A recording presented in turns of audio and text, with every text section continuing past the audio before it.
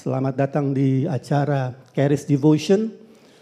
Saya mengucapkan terima kasih kepada teman-teman yang telah mempersiapkan acara ini, tim Praise and Worship, AVL, volunteer semua.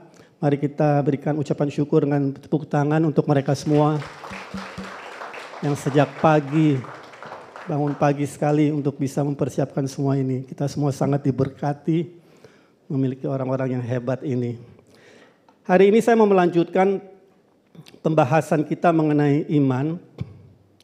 Kita telah 2 sesi membahas tentang iman dan saya ingin melanjutkan. Ini sangat penting sekali pengajaran ini karena memang Alkitab berkali-kali mengatakan orang benar hidup oleh iman. Orang yang dirinya benar hidup oleh iman. Mungkin Anda bertanya, iman kepada apa? Hidup oleh iman berarti hidup oleh iman kepada pribadi Yesus Kristus. Apa yang dia telah lakukan, apa yang dia katakan, apa yang dia janjikan. Itu artinya hidup oleh iman. Hidup oleh iman itu adalah penting. Kita perlu mempelajarinya karena ada banyak sekali pengajaran tentang iman. Semuanya baik tetapi belum tentu tepat. Alkitab berkata, coba buka ayatnya, bahwa iman itu bekerja menurut hukumnya. There is what is called the law of faith. Ada yang namanya hukum iman. Believe it or not, percaya atau tidak, di Roma 3 ayat 27. Walaupun itu tidak tertera di TB, tapi di kitab King James itu tercatat the law of faith. Ya. Jika demikian, apakah dasarnya untuk bermegah? Tidak ada. Kita nggak bisa bermegah. Berdasarkan perbuatan kita tidak bisa, melainkan berdasarkan iman. Bukan berdasarkan iman, berdasarkan hukum iman. Jadi kita nggak bisa bermegah waktu perbuatan gua karena hukum iman yang bekerja. Dan kita perlu mengerti bagaimana iman bekerja. Nah, saya mau katakan bahwa saya tidak menganjurkan kita menghafal semua cara kerja iman. Karena kalau begitu Anda akan pusing. Karena iman tidak bisa bekerja di luar hubunganmu dengan Tuhan Yesus. Yesus Kristus adalah the author and the finisher of faith. Dia adalah, kalau saya gunakan istilah saya sendiri, bukan pencipta. Iman tidak diciptakan, iman timbul dari pendengaran. Iman tidak pernah diciptakan lalu diberikan kepada semua orang, enggak begitu cara bekerjanya. Yesus adalah pribadi, the author itu yang menulis atau dalam bahasa tepatnya dalam bahasa Indonesia dialah pendirinya, dialah the founder and he is the completer. Dia yang menyelesaikan, menyempurnakan, melengkapi. Jadi Anda enggak bisa bergerak hidup dalam iman tanpa dia. Tetapi ada iman di luar Kristus. Nah, bingung nggak? Nanti saya akan jelaskan. Nah, ini kalau kita nggak mengerti ini, kita akan mengira orang hidup dengan iman, tapi sebenarnya bukan iman yang kita maksud dalam Alkitab. Karena ada yang namanya iman natural, iman manusiawi. Nah, iman yang kita bicarakan di sini adalah iman supernatural. Yang diberikan kepada kita untuk meraih semua yang dia telah sediakan bagi kita. Semua berkat-berkat rohani, karunia-karunia rohani, rancangan-rancangannya. Itu semua sudah disediakan di alam roh untuk kita. Mungkin Anda bingung, kenapa sih di alam roh susah banget deh Tuhan. Kenapa gak aja kasih kepada kita satu-satu nih loh.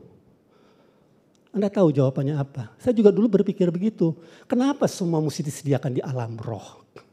Udah gitu dikasih iman lagi untuk meraihnya. Buat apa sih susah banget hidup orang Kristen?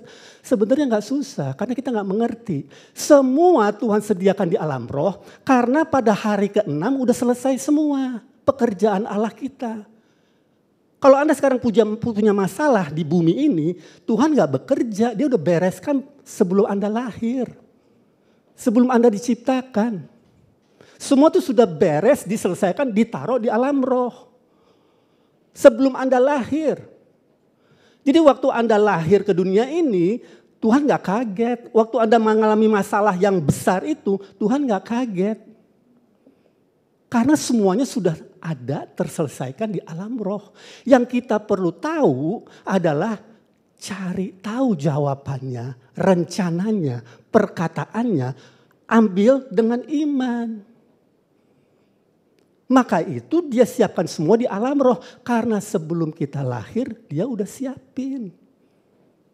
Begitu besar kuasa Allah kita. Sehingga kalau kita kaget-kaget menghadapi masalah, apa hal pertama yang kita harus lakukan? Di dalam tinggal tenang dan percaya terletak kekuatanmu. Karena it is done, it is finished. Kalau Anda panik, faith cannot work. Iman gak bisa bekerja.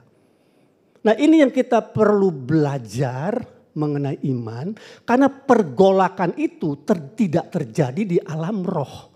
Pergolakan itu terjadi di dalam jiwa emosimu. Padahal iman bekerja menurut law, hukumnya. Nah, kita harus tahu hukumnya apa. Nah Tuhan juga memberikan iman yang bukan supernatural, yang natural. Yang untuk kita hidupi sehari-hari dalam kehidupan kita. Maka itu di Alkitab di 2 Korintus 5 ayat 7. We live by faith and not by sight. Kita hidup oleh iman dan tidak hidup oleh penglihatan apa yang kita lihat. Itu ayat nggak bermaksud kita hidup tutup mata, nggak melihat apa-apa, percaya saja. Nggak begitu. Itu ayat bermaksud mengatakan kita menjalani hidup ini dengan iman yang dari Tuhan untuk perkara-perkara rohani. Dalam artian kata, kalau secara kasat mata dokter bilang, Irwan kamu sakit, kamu hanya tinggal hidup 10 hari lagi. I don't have to live by sight. Saya nggak perlu hidup lewat penglihatan. I can live by faith. Saya bisa hidup lewat iman. It's a choice, pilihan. Pilihan itu ada di mana? Ya ada di kita, bukan di Tuhan. Seringkali banyak orang gak mengerti ini, mereka menyalahkan Tuhan. Tuhan itu udah terlalu sering dikambing hitamkan oleh anak-anaknya. Tapi ya gak apa-apa, Tuhan tuh tahan banting. Dia Tuhan, puji Tuhan dia Tuhan, bukan kita yang Tuhan. Udah sering kita selalu bertanya kenapa Tuhan, kenapa begini, kenapa begitu. Ya karena kamu tidak menjalani imanmu. Semua seolah-olah Tuhan yang bertanggung jawab atas kehidupan ini. Padahal free will, kehendak bebas ada di tanganmu. Nah, Tuhan juga memberikan yang namanya iman natural untuk kita menjalani hidup sehari-hari. Kalau sekarang saya mau menanam pohon, mau memiliki pohon mangga, apel atau apapun. Saya ngambil biji, mangga atau apel, saya tanamkan di tanah. Dan dalam waktu yang nanti sudah ditentukan, muncullah pohon itu. Itu iman manusiawi, iman alami. Karena semua itu berdasarkan apa yang kita lihat. Tetapi hal-hal yang supernatural, itu datangnya dari Tuhan. Nah, saya mau kasih tahu, disinilah bedanya lah antara iman supernatural yang digerakkan oleh spiritual power, dunamis, dan iman natural, iman manusiawi yang digerakkan oleh tekad, oleh kehendak, oleh intelek manusia. Ada contohnya, iman manusiawi betapa powerfulnya spiritual force daripada iman manusiawi. Contohnya apa? Menara Babel. Menara Babel itu didirikan berdasarkan iman manusia, iman natural. Tuhan gak pernah menyuruh mereka mendirikan menara Babel. Itu dulu. Sekarang orang berebutan pergi ke bulan. Itu pakai iman siapa? Bukan iman dari Tuhan. Tuhan gak pernah menyuruh manusia berkuasa atas bulan. Iman manusia itu powerful. Kalau Anda gak mengerti, Anda bisa terkesima. Anda harus tahu bedanya antara iman supernatural dan iman natural. Kadang-kadang kalau kita nggak hati-hati, kita mulai dengan iman supernatural, kita nggak sabar, kita pindah kepada iman natural. Abraham sudah dijanjikan sama Tuhan kamu akan punya anak. Umurnya sudah 80 tahun. Dia percaya, istrinya datang. Belum juga hamil, dikasih Hagar. Dia pindah dari iman supernatural kepada iman natural. Dia bersetubuh dengan Hagar, lahirnya Ismail. Kalau Anda pindah dari iman supernatural kepada iman natural, Anda akan melahirkan Ismail. Kalau Anda melahirkan Ismail, Anda yang harus memberinya makan. Berat hidupmu. Padahal Anda mengira itu iman dari Tuhan, panggilan Tuhan. Panggilan Tuhan digenapi dengan caranya Tuhan dan pada waktunya Tuhan. Makanya perlu iman dari awal sampai akhir. Jesus is the author and the finisher of faith. Jangan tengah jalan melompat ke seberang. Paham? Perlu belajar mengenai iman. Anda bisa saja mengasihi Tuhan dengan segenap hatimu. Kalau Anda nggak mengerti iman, Anda akan seperti Abraham di tengah jalan. Tapi Tuhan, puji Tuhan, He's a merciful God. Tuhan yang penuh belas kasihan, kasih sayang. 7 kali orang benar jatuh, 7 kali dia bangkit. Nggak usah takut. Tetapi jangan berarti nggak belajar. Jadi di sini pentingnya iman itu untuk kita pelajarin karena kita kadang-kadang nggak bisa tahu bedanya. Dan kita bisa terkesima dengan orang yang melakukan segala sesuatu dengan iman kekuatannya, inteleknya dan tekadnya. Dan Anda terkesima itu dari Tuhan. Belum tentu. Menara Babel. Bukti di Alkitab. Nah jadi kita perlu pelajarin ini karena kalau itu dari Tuhan. Iman yang dari Tuhan itu sangat berbeda. Coba buka ayatnya Galatia 5 ayat 6. Ini salah satu faktor yang Anda perlu pahami. Kalau iman yang dari Tuhan, dia bekerja oleh kasih. Faith works by love. Kasih itu pintu masuk di Galatia 5 ayat 22. Pintu masuk kepada seluruh buah roh lainnya. Pintu masuknya lewat kasih. Kalau itu iman ilahi yang Anda miliki dalam hatimu, itu ada kasih, ada kedamai sejahtera, ada kesabaran, ada penguasaan diri. Sehingga rencana Tuhan, caranya Tuhan, waktunya Tuhan tergenapi. Paham gak Bapak Ibu? Jadi iman itu Anda hidupi dengan kekuatan ilahi, kekuatan dunamis. It's the power of God. Coba buka ayatnya 1 Korintus 2 ayat 3. Banyak orang pintar di dunia ini, tapi gak banyak orang beriman. Ayat 3. Ayat 2 coba kita lihat. 1 Korintus, saya coba lihat 1 Korintus 1 ayat 30. Nanti saya mundur dari situ. Ayat 5, sorry. 1 Korintus 2 ayat 5. Supaya iman kamu jangan bergantung kepada hikmat manusia, tetapi kepada power dunamis kuasa Allah. Artinya imanmu itu bisa bergerak tanpa kita sadari, yang dimulai berjalan dengan Tuhan, tetapi kita tidak bertahan dengan Tuhan karena kita tidak sabar dan kita mau dengan cara kita pada waktu kita, dan tiba-tiba yang mestinya ke sana kita sampai di sana. Kita bertanya, Tuhan, kenapa Engkau begitu kejamnya membiarkan aku ke sana? Ada ayatnya, jangan mengandalkan hikmatmu.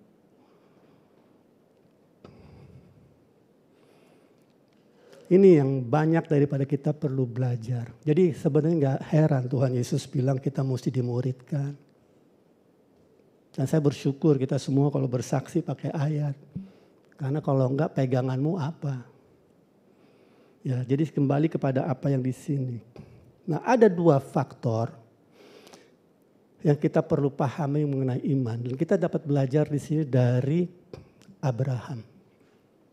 Wah, waktu cepat sekali ya. Abraham, kita coba ke Roma 4. Dan ini kata yang saya sangat suka sekali. Kita buka dari Roma 4 ayat berapa 18 ya. Walaupun kita bisa melihat Abraham itu menyimpang ya pada satu titik, tapi dia tuh rendah hati. Dia bersedia untuk berbalik arah, bertobat dan kembali kepada Tuhan. Jadi waktu walaupun dia sudah buat kesalahan dengan Hagar, ya itu di Kejadian 15:16, di ayat 17 Tuhan ingatkan lagi, enggak, anakmu bukan dengan keturunan bukan dari Hagar tapi dari Sarah. Ya, jadi dia kembali kepada Tuhan, bertobat dan menerima pengampunan Tuhan. Nah, di sini kita dapat belajar, penting sekali untuk kita belajar sesuatu dari Abraham, ayat 18. Dikatakan begini, sebab sekalipun tidak ada dasar untuk berharap, namun Abraham berharap juga dan percaya bahwa ia akan menjadi bapa banyak bangsa menurut yang telah difirmankan. Demikianlah banyaknya nanti keturunanmu. Stop dulu. Sekalipun tidak ada dasar untuk berharap. Sekalipun tidak ada dasar untuk berharap secara natural. Umurmu 80 tahun mana mungkin kau punya anak. Secara natural. Tidak punya harapan. Iman adalah dasar dari segala sesuatu yang kita harapkan dan bukti dari sesuatu yang tidak kita lihat. Kata Ibrani 11 ayat 1. Ada dua faktor di situ. Pengharapan. Ibrani 11 ayat 1. Tolong ditayangkan. Dan apa yang tidak kelihatan. Jadi iman adalah dasar dari segala sesuatu yang kita harapkan, pengharapan. Dan yang tidak kelihatan. Tapi kita tahu ada, jadi kita percaya bahwa yang tidak kelihatan itu ada. Dari mana saya tahu yang tidak kelihatan itu ada? Karena saya percaya kepada pribadi yang mengatakannya ada. Jadi iman itu terdiri dari pengharapan dan percaya. Pengharapan bukan keinginan yang berandai-andai. Pengharapan itu, gue berharap kalau gue kemari lampu hijau terus lalu lintasnya. Itu berharap berandai-andai. Pengharapan yang dimaksud di Alkitab, biblical hope, itu adalah confident expectation. Anda menantikannya dengan sangat karena Anda percaya pribadi yang menjanjikannya akan menggenapinya. Nah sekarang pengharapanmu itu dasarnya apa? Is it biblical atau tidak? Dasarnya alkitabiah atau tidak? Menara Babel pengharapannya enggak alkitabiah. Manusia pergi ke bulan bukan dasarnya Alkitab. Berarti kalau pengharapanmu itu bukan dari Alkitab, bukan biblical hope, Anda akan berusaha dengan kekuatanmu melakukannya. Because there is no power dinamis yang akan membantumu, mendorongmu untuk melakukannya. Itu datangnya bukan dari Tuhan. Jadi Anda akan melakukannya berdasarkan kekuatanmu. Because it is a natural hope. A natural hope belum tentu jahat. It's not necessarily evil. Bukan berarti kita merampok dan membunuh. Tapi itu bukan dari Tuhan. Sehingga yang menggenapi nanti kekuatanmu sendiri. Ya, jadi ada yang namanya biblical hope and natural hope. Tapi kalau itu biblical hope dan biblical hope itu berdasarkan Alkitab, Anda percaya kepada pribadi yang akan menggenapinya, itu imanmu bisa bekerja yang namanya supernatural faith. Nah di sini kembali kepada ayat di tadi Roma 4 ayat 18. Abraham tidak ada dasar untuk berharap. Namun dia berharap juga berdasarkan Alkitab, firman Tuhan katakan. Allah berkata kamu akan punya anak. Jadi it's a biblical hope. Dan dikatakan berharap juga dan percaya. Jadi untuk iman bekerja, biblical hope dan percaya kepada pribadi yang akan menggenapinya. Nah, bahwa ia akan menjadi banyak bangsa menurut atau yang telah difirmankan Tuhan. Demikianlah banyaknya nanti keturunanmu, imannya tidak menjadi lemah atau dia tidak menjadi lemah di dalam imannya. Walaupun ia mengetahui keadaannya, ya. Jadi ayat 20, tetapi terhadap janji Allah ia tidak bimbang karena ketidakpercayaan, malah diperkuat dalam imannya dan memuliakan Allah dengan penuh keyakinan. Bahasa Inggrisnya fully persuaded. Fully persuaded. Istilahnya to feel full. Diisi penuh dengan pengharapan dari Tuhan, biblical hope, dan percaya pada kuasanya bahwa dia akan menggenapinya. You are fully persuaded. Anda sepenuhnya diyakinkan dan kuasa ilahi yang menggerakkan iman di dalam dirimu akan bekerja. Nah, karena ini penting, Anda fokus saja kepada pengharapan dan percaya. Apa yang Anda harapkan? Kalau orang tidak punya pengharapan, susah imannya bekerja. Malah ujung ekstrimnya dia bunuh diri karena gak punya pengharapan. Gak ada gunanya hidup. Maka itu kalau sekarang ada orang datang kepada saya minta didoakan karena dia mungkin sakit kanker. Mungkin dia udah stadium 4 atau dia mungkin sudah bangkrut, hutangnya udah miliaran, puluhan miliar. Kita harus bertanya, kamu masih mau bangkit apa tidak? Kamu masih punya pengharapan apa tidak? Karena itu kunci untuk kita bisa melihat iman orang itu bekerja. Maka itu Tuhan Yesus berkata, Bartimeus, what do you want? Apa yang kamu mau? Sama seperti Tuhan bertanya kepada Bartimeus, sekarang saya tanya kepada Anda, what do you want? Apa yang menjadi kerinduan hatimu? Apa dasar Alkitabnya, ayatnya? Kalau ada, itu menjadi pengharapanmu dan Anda percaya kepada dia, tinggal waktunya. Anda akan melihat terjadi dalam hidupmu. It's a matter of time. Jangan takut. Karena nanti semua karakteristik dari buah roh, kasih, kesabaran, penguasaan diri akan bekerja di dalam dirimu. Anda akan terheran-heran melihatnya nanti pada saat terjadi. Kenapa saya berkata begitu? Karena Yesaya 55 ayat 11 berkata, demikianlah firman yang keluar dari mulutku, dia tidak akan kembali kepadaku sia-sia. Dia akan melaksanakan apa yang ku kehendaki dan akan berhasil dalam apa yang kusuruhkan kepadanya. Gak ada istilah kegagalan. Yang kalau sampai gagal itu berarti dalam perjalanan Anda dari iman awal, supernatural faith, sampai pada akhirnya Anda keluar jalur. Berusaha dengan kekuatanmu sendiri sehingga lahirlah Ismail kecil. Tapi puji Tuhan itu tidak akan terjadi dalam kehidupan kita. Amin. Jadi dalam satu sesi singkat secara ringkas mengenai iman, ya. Jadi kita harus sampai pada titik fully persuaded, yang merupakan kombinasi antara pengharapan dan percaya kepada pribadi yang akan menggenapi pengharapan itu. Nah, kadang-kadang orang nggak bingung, ya. Pengharapan itu kalau nggak ada, untuk apa yang menjadi kebutuhan Anda, jangan merasa bersalah. Sebagai contoh, kalau sekarang kita semua sudah lahir baru, kita sekarang sehat, makmur.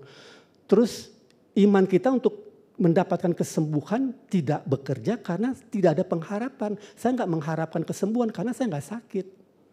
Jadi pengharapan itu akan muncul berdasarkan kebutuhanmu pada saat itu dan Anda mencarinya dari perkataan Tuhan.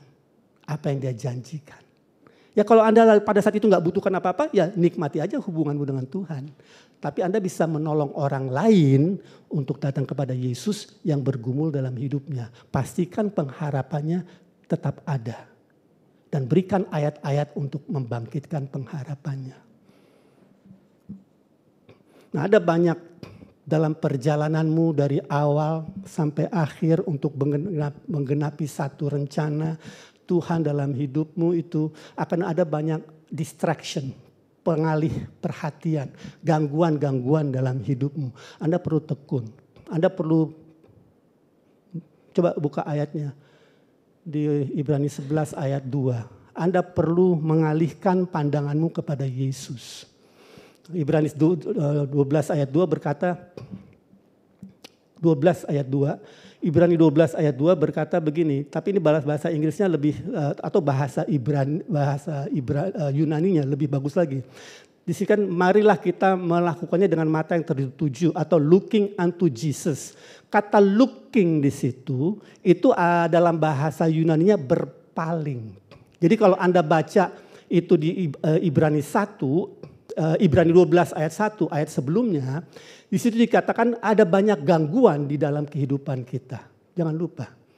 Ya, kita mempunyai banyak saksi bagaikan awan yang mengelilingi kita. Marilah kita menanggalkan semua beban dan dosa yang begitu merintangi kita. Ada banyak rintangan dalam perjalanan kita menggenapi apa yang menjadi panggilan rencana Tuhan dalam hidup kita. Tapi berlomba dengan tekun dalam perlombaan yang diwajibkan bagi kita. Ayat keduanya tadi, dengan mengalihkan pandanganmu kepada Yesus. Jadi seringkali kita melihat perhatian kepada apa yang menjadi masalah. Maka itu seperti tadi saya katakan tadi waktu kita perjamuan, kita melihat dosa, kita melihat sakit, penyakit. Kita harus alihkan pandangan kita kepada Yesus. Begitu juga dengan masalahmu. Masalahmu itu ada, Anda alihkan pandanganmu kepada Yesus yang adalah the author, pembina atau pendiri dan pelengkap daripada imanmu. Nanti dengan Anda memandang kepada dia, dia akan memberdayakan dirimu untuk bertindak dalam iman, menyelesaikan masalahmu dengan cara yang ajaib. Waktu saya di Colorado, di kesaksian pribadi, itu kita tinggal di apartemen.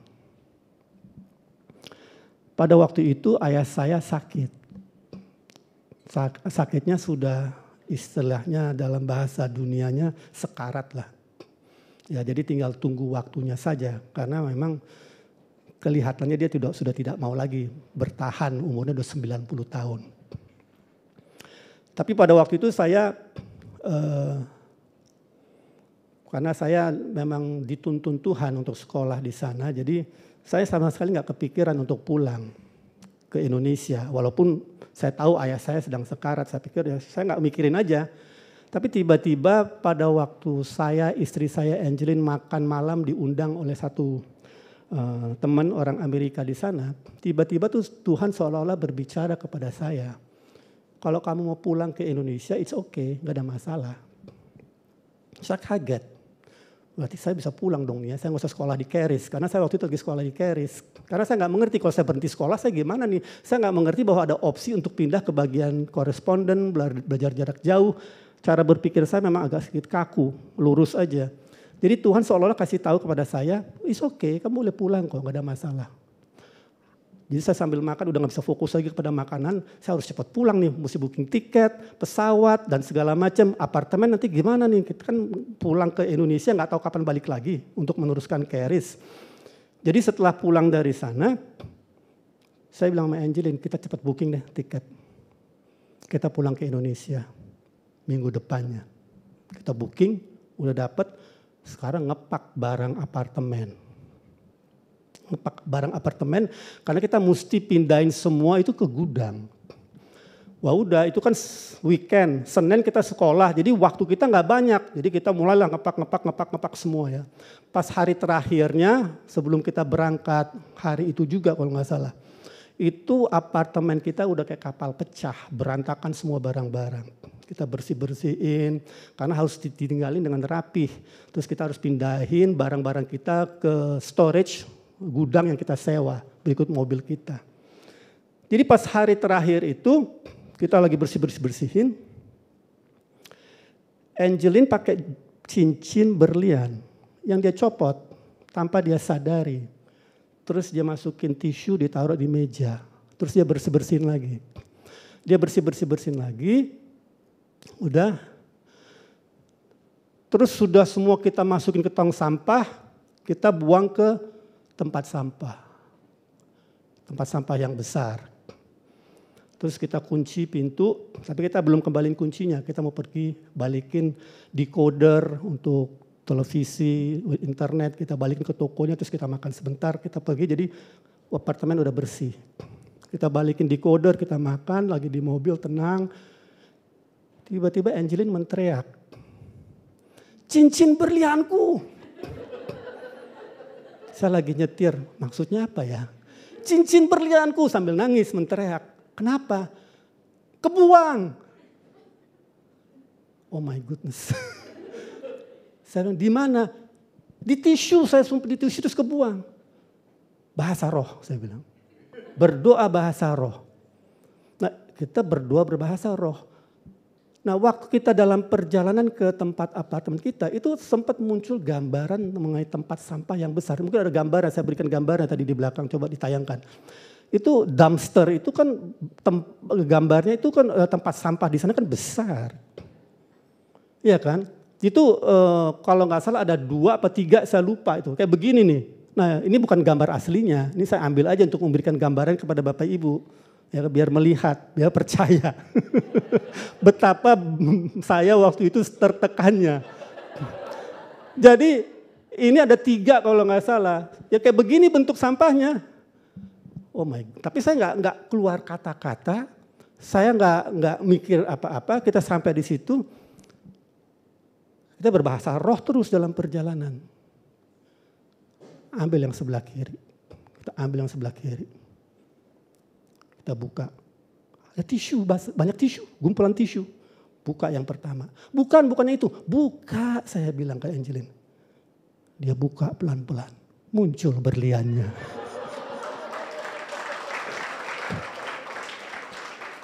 Puji Tuhan, gak usah beliin yang baru untuk istriku. Nah, itu Roh Kudus yang kasih tahu dia. Anda bisa bayangkan gak kalau itu terjadi di pesawat terbang? Nah, jadi pada waktu itu terjadi, apa yang kita perlu lakukan? Bangun dirimu berdasarkan imanmu yang paling suci dengan berdoa bahasa roh. Ayat Yudas 1 ayat 20. Yudas 1 ayat 20 berkata, bangunlah dirimu berdasarkan imanmu yang paling suci. Ya, Yudas 1 ayat 20 dengan berdoa di dalam Roh Kudus berbahasa roh. Bangun dirimu dan kerjakan, lakukan apa yang Anda perlu lakukan tanpa saling menuduh, saling mendakwa karena iman bekerja lewat kasih. Itu yang Anda perlu ingat. Kalau kita dalam perjalanan saling tuduh menuduh, kenapa begini, kenapa begitu, kenapa begini, kenapa begitu. Susah iman bisa bekerja. Nah, jadi setelah kita sampai ke situ, baru dapat cincinnya, kita kembaliin kunci, baru kita makan yang enak lagi setelah itu. Menikmati makanan yang sesungguhnya. Jadi Bapak Ibu, iman itu adalah sesuatu yang untuk menolong kita. Nah, caranya bagaimana? Pertama, Filemon 1 ayat 6 kalau boleh ditayangkan tadi. Oleh AVL, Filemon 1 ayat 6 berkata, kita perlu mengakui setiap hal baik yang ada di dalam diri kita, di dalam Kristus Yesus. Aku berdoa, ini dalam bahasa TB-nya bunyinya agak berbeda. Ya, jadi kita harus menerjemahkan ulang.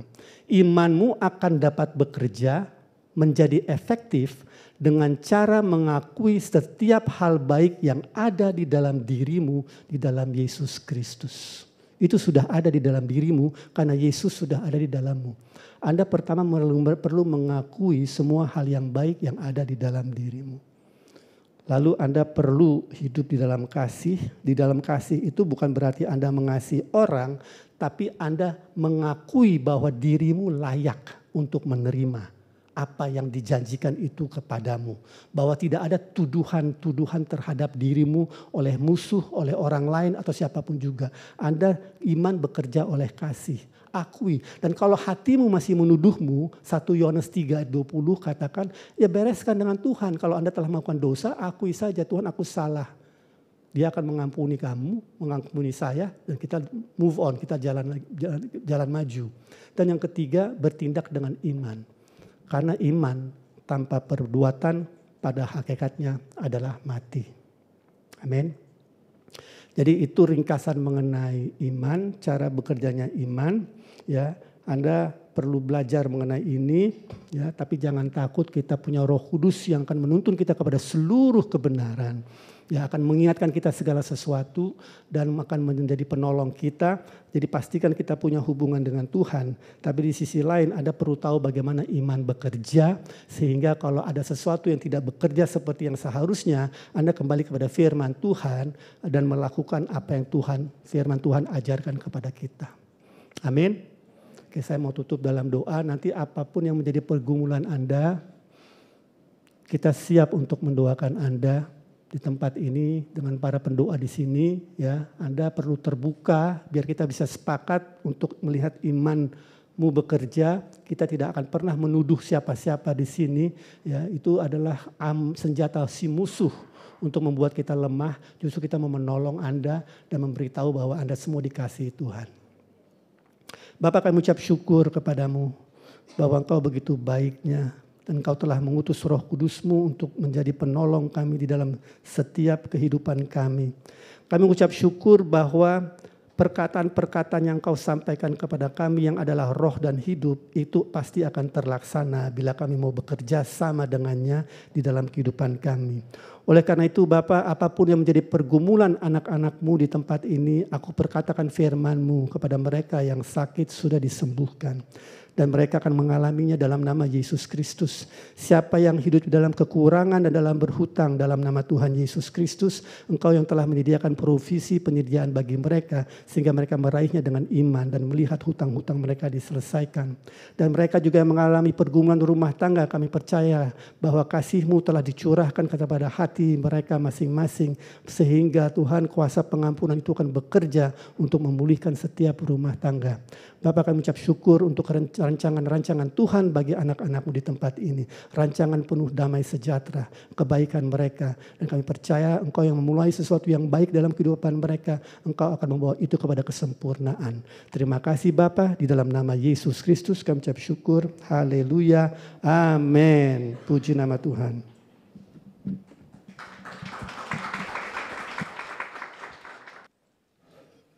Puji Tuhan, saudara diberkati. Terima kasih Pak Irwan untuk kebenaran firman Tuhan yang telah disampaikan buat kita semuanya. Kami sungguh diberkati. Nah, bagi Bapak Ibu yang ingin kembali mendengarkan pengajaran hari ini, baik devotion ataupun healing, dapat mengunjungi di YouTube kami, AWM Karis Indonesia, dan dapat mengunjungi sosial media kami yang tertera di layar. Karis Bible College telah membuka pendaftaran murid baru untuk tahun ajaran 2024. Untuk informasi lebih lanjut, Bapak Ibu bisa membuka di link kami di website kami www.karisindonesia.org. Nah, untuk saudara yang ada di ruangan ini, saudara bisa langsung mengunjungi booth kami yang ada di samping pintu keluar. Saudara bisa daftar atau menanya informasi tentang ministry ini. Kami menginformasikan bagi saudara yang mempunyai pergumulan dan ingin didoakan, dapat menghubungi kami melalui WhatsApp di nomor 0811 1117 012 dan nanti bisa memilih nomor 1 untuk pelayanan doa. Bagi Bapak Ibu Saudara yang rindu dalam mendukung pelayanan Andrew Womack Ministry Indonesia, silakan transfer ke nomor rekening yang tertera di layar. Donasi Anda akan membantu kami untuk dapat menjangkau banyak jiwa-jiwa lainnya dengan pesan kasih anugerah Tuhan yang tidak bersyarat.